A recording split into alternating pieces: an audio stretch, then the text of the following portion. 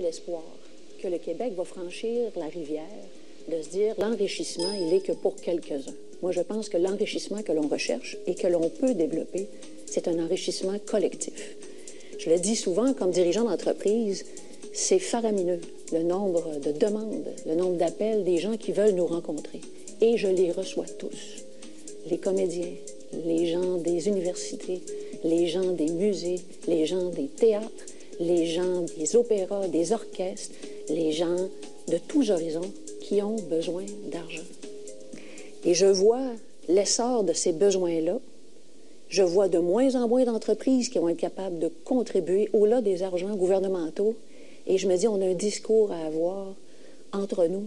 Il faut qu'on réussisse à se comprendre pour dire comment peut-on créer la richesse au bénéfice de tous en protégeant notre environnement. On le sait, tout l'épisode des gaz de schiste est parti dans une mouvance extrêmement émotionnelle. Les gens, légitimement, ont eu peur de ce qui se développait autour d'eux. J'en suis.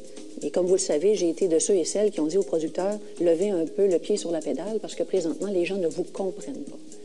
On a mis en place un moratoire au Québec et je pense que c'était la bonne chose à faire au moment où il était mis en place. On a demandé à un groupe de Québécois d'aller voir ce qui se passe en Colombie-Britannique. Parce que la Colombie-Britannique, qui est une province qui ressemble beaucoup au Québec sur ses valeurs sociales et environnementales, exploite ses réserves de gaz de schiste.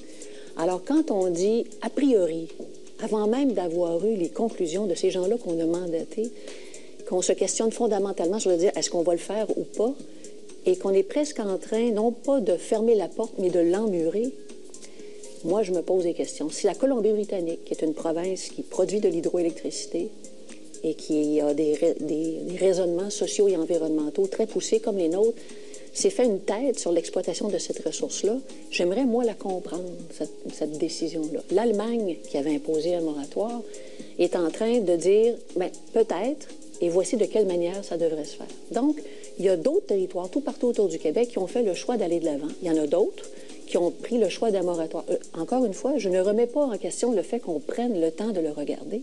Il y a quand même des liens à faire.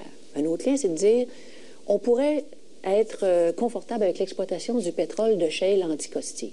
Bon, ben voilà quelque chose qui est intéressant. Mais il faut savoir que quand on découvre du pétrole de shale, automatiquement, il vient de 7 à 10 % de gaz de shale.